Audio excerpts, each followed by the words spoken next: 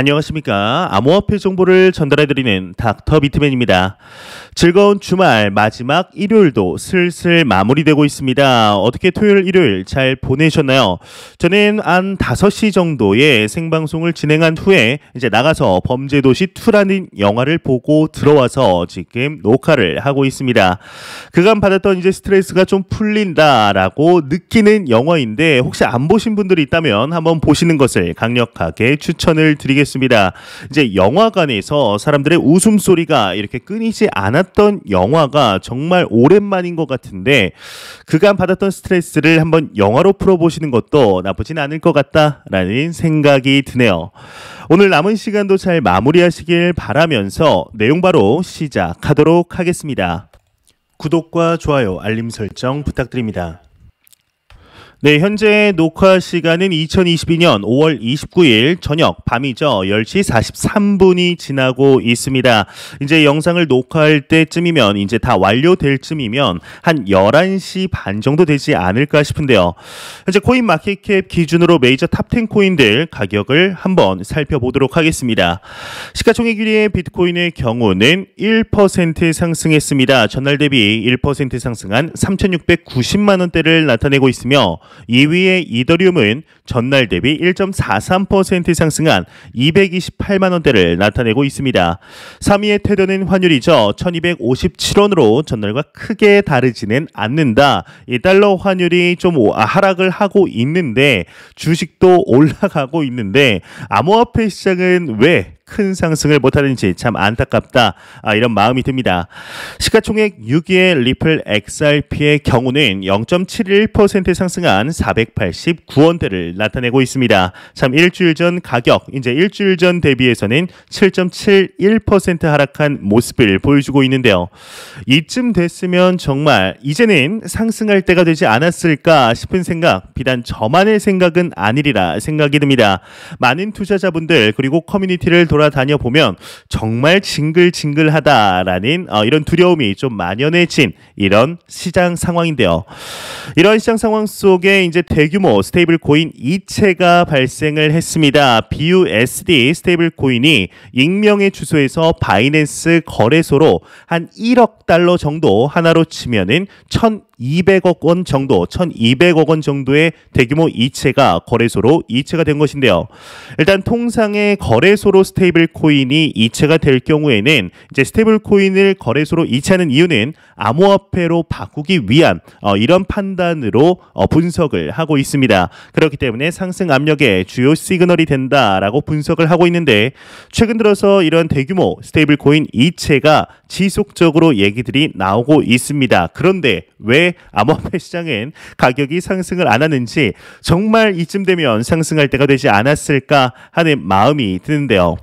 이런 소식과 더불어서 암호화폐 시장에 이제 부대장 코인 시가총액 2위의 이더리움 네트워크에서 이더리움의 누적 소각량이 237만 이더리움을 돌파했다고 합니다. 좀 더 자세하게 보게 되면 이제 이더리움 소각 관련 데이터 플랫폼 울트라사운드 머니에 따르면 31일 기준 이더리움 네트워크가 소각한 이더리움 누적 소각량이 237만 이더리움을 돌파했다고 합니다. 평균 소각 속도는 분당 5.57 이더리움이라고 하는데요. 이제 말 그대로 이 네트워크 상에서 5.57개의 이더리움이 1분당 사라지고 있다라고 보면 될 것 같습니다. 일단 이 누적 소각 메커니즘의 경우는 작년이죠. 2021년 8월 당시 이더리움의 역대급 업그레이드라고 불리우는 런던 하드포크 업그레이드가 발생을 했습니다. 이 이후에 이전에는 이더리움이 무한정 발행이 가능을 했었는데 이 런던 하드포크 업그레이드 이후에 무제한 발행이 이제 중지가 되었죠. 발행량에 제한이 생기면서 이더리움의 소각 메커니즘이 도입하며 이제 비트코인을 넘는 것이 아니냐. 이제 월가의 유수의 은행, 유명 투자은행이죠. 골드만삭스의 경우도 런던 하드포크 이후 비트코인의 왕자 자리를 노릴 수 있다, 빼앗을 수 있다라고 이야기를 했지만 계속해서 시장 상황도 안 좋고 글로벌 경제 상황들도 안 좋아서 인플레이션은 계속 올라가기 때문에 왕자 탈환이 아니라 계속해서 지금 2위 자리를 굳건하게 지키고 있는 모습 확인할 수가 있습니다.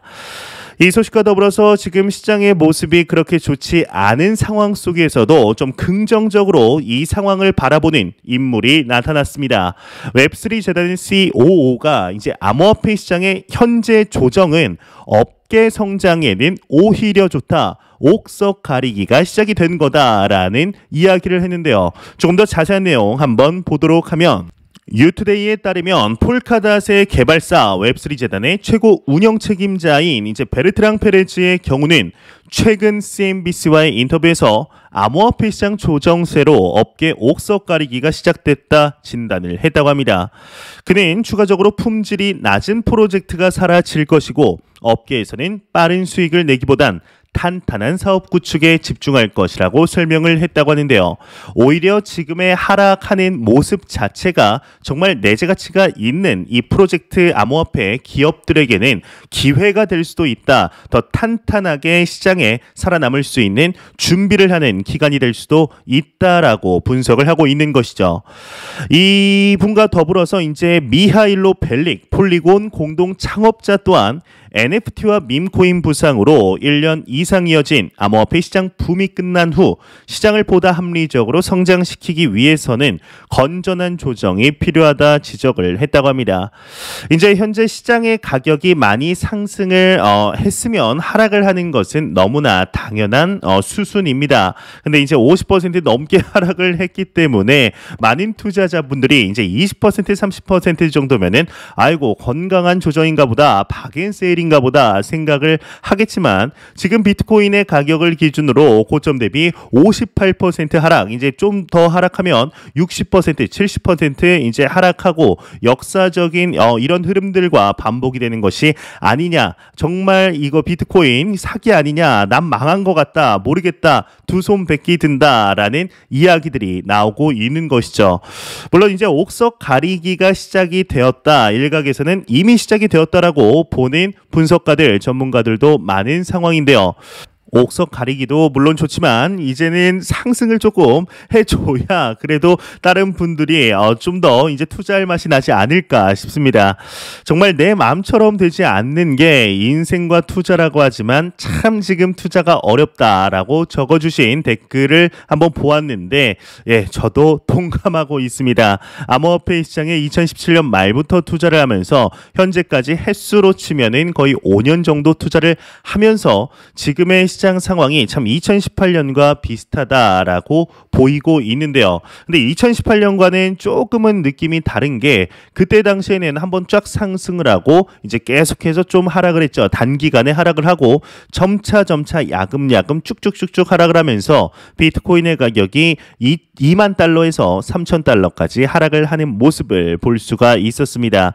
하지만 이제 지난 2021년 4월까지 쭉쭉 상승을 하다가 5월 중국의 비트코인 말살 정책 그리고 테슬라의 CEO이죠. 일론 머스크의 조동아리로 인해서 급격한 하락, 그때 시즌이 종료가 되었다라고 보면은 2018년과 좀 비슷하다라고 볼 수가 있는데 그로부터 두 달이 지난 2021년 7월부터 급격한 상승이 다시금 이루어졌습니다. 그러면서 지금의 가격대에 찾아온 건데요. 이러한 두 번의 상승 흐름들 그리고 이제 하락 흐름들이 조금은 뭔가 좀 변화의 모습들이 보이고 있다라고 판단을 하고 있습니다. 이 소식과 더불어서 이제 암호화폐 시장 비트코인의 유즈 케이스에 관련된 소식 지속적으로 나오고 있습니다. 스페인의 고급 주택 임대 플랫폼이라고 불리는 스위시가 암호화폐 거래소 노르딕코인과 파트너십을 체결했다고 하는데 6월부터 비트코인 결제를 도입한다고 합니다. 이제 가격 변동에 따른 손실을 방지하기 위해 고객은 예약 당시 비트코인 시세대로 결제를 진행할 수 있다. 이렇게 내용이 나와 있는데요. 일단은 이 스위시라는 기업과 노르딕코인이라는 거래소 처음 들어보신 분들 많으실 겁니다.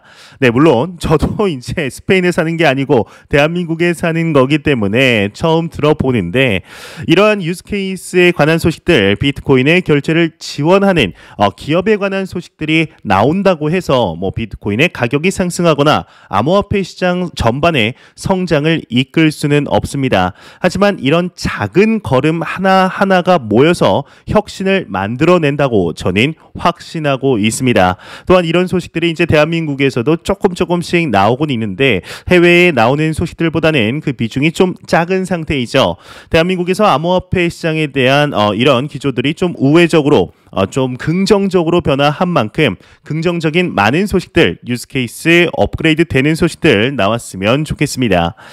또한 NFT에 관한 소식도 나왔는데요. 이 NFT 인플레이션 해지 수단으로 현재 투자자들이 간주하고 있다라는 소더비 CEO의 이야기가 나오고 있습니다.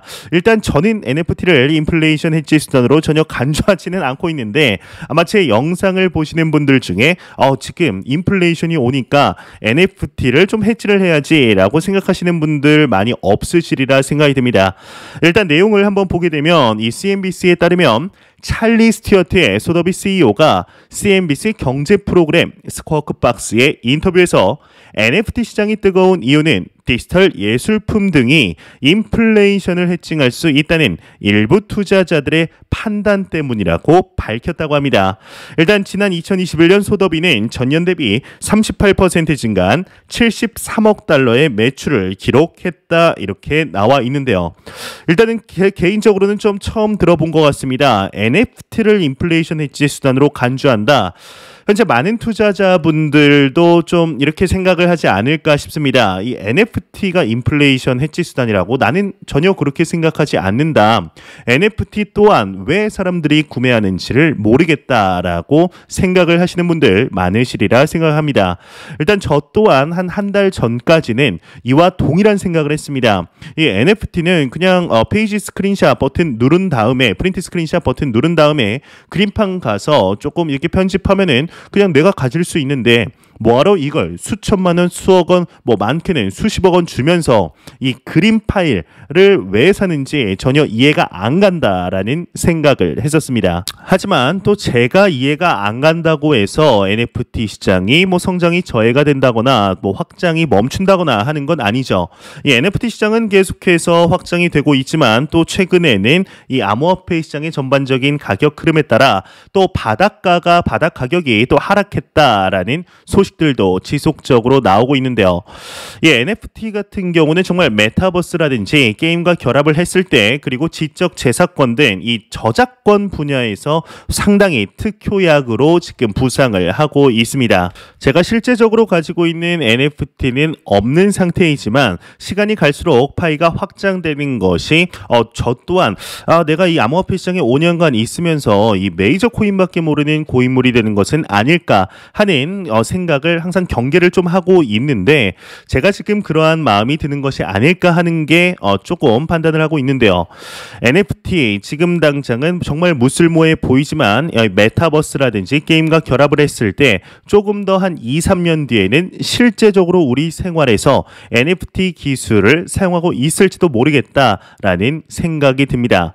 비트코인 또한 이제 수년 전에는 뭐 인플레이션 해지 수단이다 이런 얘기를 하면 거의 돌을 맞았던 게 사실이었죠. 뭐 투기꾼이다, 도박꾼이다라고 생각을 했는데 이제 실제적으로 그러한 자리를 잡아가는 것을 보면 이 시장 또한 충분히 공부할 만한 가치가 있다라고 판단이 드네요.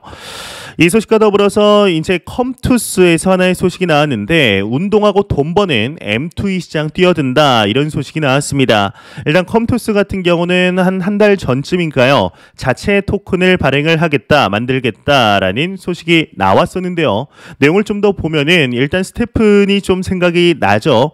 뉴스원에 따르면 컴투스가 운동하고 돈 버는 M2E 무브 투 언 서비스 시장에 뛰어든다고 합니다. 송재준 컴투스 대표가 최대 주주로 경영권을 쥐고 있는 벤처 투자사 크립벤처스가 운동하고 돈 버는 서비스 스니커즈에 투자한 것으로 확인이 됐다고 하는데요. 그러면서 이 스니커즈는 이용자가 운동화 NFT를 구매하고 달리게 하면 SNK라는 이름의 암호화폐를 획득할 수 있는 서비스라고 합니다. 현재 이제 개발이 지속적으로 진행 중이고 소수의 이용자를 대상으로 베타 테스트를 진행 중인 것으로 알려졌다. 이런 얘기도 나오고 있습니다. 이 플레이 투 원이 아니죠. 이제 무브 투 언 시스템 이외에도 다른 카테고리들 지속적으로 나오고 되고 있습니다. 현재 대한민국에서는 약간은 이거에 관해서 좀 도박으로 보는 경향이 있는데 기존의 법이 아니라 새로운 법안으로 시장이 더욱더 활성화될 수 있게 도와주는 게 정부의 일이 아닐까 하는 생각이 드는데요. 이 소식과 더불어서 이제 어제 바이비트에서 루나가 상장을 했습니다. 여기 나오는 루나는 기존의 루나가 아니죠. 기존의 루나는 루나 클래식이라는 이름으로 좀 변경이 됐고 이 루나는 루나 2.0이라고 보시면 될 것 같습니다. 이제 앞서 한국 시간 어제죠. 오후 3시 테라 2.0이 정식 출시가 되고 루나와 USTC 홀더 대상 에어드랍이 진행이 됐다고 합니다. 이제 아까 전에 생방송에서 받으신 분들 또한 이렇게 얘기를 말씀을 해주셨는데 일단 루나는 바이비트 USDT 마켓 기준 최고점 13달러를 터치한 후 999.98%의 오른 가격에 거래가 되고 있다고 하는데요. 제가 바이비트에 실제적으로 들어가서 확인을 해보니 현재는 5.7달러에 거래가 되고 있습니다. 이제 최고가는 기사에서 나온 것보다 좀 더 높은 금액 25달러, 거의 25달러, 24달러까지 상승한 모습. 이러다가 이제 쭉쭉쭉 하락을 해서 이제 상장발로 오른 거죠. 5분의 1 토막난 모습을 확인할 수가 있는데요. 과연 테라폼 랩스가 이번 루나의 새로운 발행으로서 좀 재기를 꿈꾸고 있는데 신뢰도 회복에 성공하게 될지 지금으로서는 좀 보여지는 모습들이 좀 힘들 것 같다라는 생각, 비단 저만 하는 것은 아니리라 생각이 듭니다. 일단 이 바이비트 거래소하고 OKX 거래소가 루나 상장을 다시 한번 예고를 했다고 하는데요. 이 OKX 거래소를 시작으로 점점 바이비트 OKX 거래소 다른 거래소들도 이제 상장에 이렇게 열을 올리지 않을까 싶긴 합니다. 지금 대외적으로 루나에 대한 시선, 테라폼 랩스에 대한 시선이 좋지는 않지만 이번 루나가 점점 상장이 된다는 것이 과연 어떤 것을 의미할지 사실 제가 거래소 관계자라면은 쉽사리 상장을 하기는 좀 어려울 것으로 보입니다. 근데 만약에 이제 크라켄 거래소나 뭐 제미니 거래소 아니면 바이낸스, 코인베이스 등 좀 주요 메이저 거래소들에서 상장을 한다면 그 밑에 거래소들은 저 거래소들도 이제 상장을 했는데 뭐 우리 거래소가 상장하면 이미지상에 그렇게 큰 타격은 없겠다. 수수료로 이제 좀 재미를 볼 수 있겠다라고 좀 마음을 먹게 되진 않을까 걱정도 되는데요. 일단 이 소식과 더불어서 이제 합동수사단이 대한민국의 합동수사단이 루나와 테라폼 랩스 전 직원을 소환을 했다고 합니다. 이제 전체 직원이 아니라 일을 했던 전의 직원들을 소환을 했다고 하는데 본격 수사에 착수에 들어갔다고 합니다. 자세한 내용 한번 보도록 하겠습니다. 서울 남부지검의 금융증권범죄합동수사단이 루나와 테라 개발사 테라폼 랩스의 전 직원을 불러 조사하고 관련 자료를 제출받았다 JTBC가 보도를 했다고 합니다. 이 직원은 2019년 루나 테라의 초기 개발 작업에 관여한 것으로 이제 알려졌는데 검찰은 당시 회사 내부에도 시범 모델이 실패해서 루나 테라 출시를 반대하는 의견이 있었다는 진술을 확보했다고 합니다. 안정적인 담보나 수익 모델 없이 투자자들에게 수십 %의 이자를 지급하면 초기에는 사람들이 몰릴 수 있지만 특정 시점에서는 이자 지급과 가치 변동을 감당하지 못해 폭락할 수밖에 없다는 지적이 이때 당시에도 나온 것이라고 하는데요. 이제 이러한 모습들이 비탈릭 부테린이나 바이낸스의 CEO이죠. CG가 이야기를 한 것처럼 이제 폰지 사기와 좀 유사한 구조다라고 이야기를 하고 있는 것이죠. 검찰은 권 대표 등 테라폼 랩스 관계자들이 루나와 테라의 부실한 설계 결함을 미리 알고도 방치했는지 여부에 주목을 하고 있다고 합니다. 이 밖에도 의도적인 시세 조작이 있었는지 국내 암호화폐 거래소에서 제대로 된 상장 심사 과정을 거쳤는지도 이제 조사에 들어간다고 하는데 이제 얼마 전에 한 보고서에 따르면 상장 심사 리포트에서 제대로 된 심사가 이루어지지 않은 2개의 거래소가 발표가 되었습니다. 이 외의 거래소들의 보고서 리포트는 아직 입수를 하지 못해서 밝혀지진 않았지만 다른 거래소들도 피차일반이지 않을까 하는 것이 지금 현재 중론인데요. 과연 이 루나 사태 시간이 갈수록 계속해서 이야기들이 나오고 있는데요. 과연 어떻게 진행이 될지 앞으로 테라폼 랩스가 그리고 권도영 대표가 어떠한 발자취를 보여주게 될지 한번 지켜보도록 하겠습니다. 이런 소식과 더불어서 이제 테슬라가 도지 결제를 지원을 했는데 이게 SEC 제재를 받을 수도 있다라는 미국의 변호사가 나왔습니다. 이제 얼마 전에 테슬라에서 도지 결제를 지원한다는 소식이 나왔는데요. 한번 자세한 내용 한번 보도록 하겠습니다. 오늘 일론 머스크의 테슬라 스페이스 X CEO가 도지코인으로 테슬라 제품을 구매할 수 있다고 트윗한 것과 관련 리플 커뮤니티를 대변하는 미국 변호사 존 디튼이 이 머스크 CEO에게 미 증권거래위원회에 행보를 주의하라 당부를 했다고 합니다. 아마 이 존 디튼 변호사의 경우는 이 XRP의 홀더 분들이라면 모를 수가 없는 인물이죠. 한번 내용을 조금 더 보도록 하면 이 존 디튼 변호사가 트위터를 통해 미 증권거래위원회와 게리 겐슬러 SEC 위원장이 당신과 당신 회사가 도지코인과 투자 계약을 맺은 것으로 간주할 수 있다며 SEC 제재 가능성을 언급했다. 앞서 머스크는 이제 말씀드린 대로 스페이스 X도 이제 상품 구매도 지원하게 될 것이다 이야기를 했다고 합니다. 이렇게 이제 내용이 마무리가 됐는데 일단 내용을 보았을 때는 이 존 디튼 변호사가 한편으로는 이제 SEC가 이 문어대가리가 아니죠. 이 게리 겐슬러가 이제 리플사를 타겟으로 하지 말고 테슬라로 그냥 타겟을 돌려버려라. 그냥 너네들끼리 치고받고 싸웠으면 좋겠다라는 이런 희망이 마음 한켠에 있었던 것이 아닐까 싶은데요. 일단은 SEC와 리플사의 소송이 먼저 끝나는 게 우선이겠죠. 지금 거의 400일, 500일이 다가갔나요? 이제 넘은 걸로 알고 있는데 500일이 넘는 시간 동안 진행이 된 이 XRP 소송이 최근 보았을 때 좀 끝나나 싶었지만 다시 한번 SEC가 시간 끌기를 하면서 참 답답한 시간들이 반복이 되고 있다라고 판단이 들고 있습니다. 정말 많은 분들의 이제 꿈과 희망 그리고 이제 피눈물을 흘리게 해준 우리 게르과 애증을 모두 섞은 이제 뭐라고 해야 될까요? 그냥 에르게코인이라고 할까요? 에르게코인 XRP 이제는 좀 끝나서 좀 확 오르는 이 피눈물을 다 닦아줄 만한 상승분이 하루라도 빨리 오기를 진심으로 바래 보겠습니다. XRP 얘기만 하면 말도 꼬이네요. 네, 참 답답하죠. 네, 만 보고 가면 섭섭하겠죠. 마지막 크립토 공포 탐욕 지수입니다. 이제 전날보다 딱 1포인트 올랐습니다. 뭐 사실 거의 차이가 없다라고 볼 수가 있는데 14포인트를 나타내며 여전히 극단적인 공포 단계를 보여주고 있습니다. 이 지수는 0이면 공포, 100이면 낙관을 의미하게 되죠. 네, 오늘도 극단적인 공포 단계, 어제도 이제 지난주도 지난달도 두 달 전에도 계속해서 극단적인 공포 단계를 나타내고 있습니다. 그만큼 현재 경제 상황들이 참 좋지 않다라고 볼 수가 있겠는데요.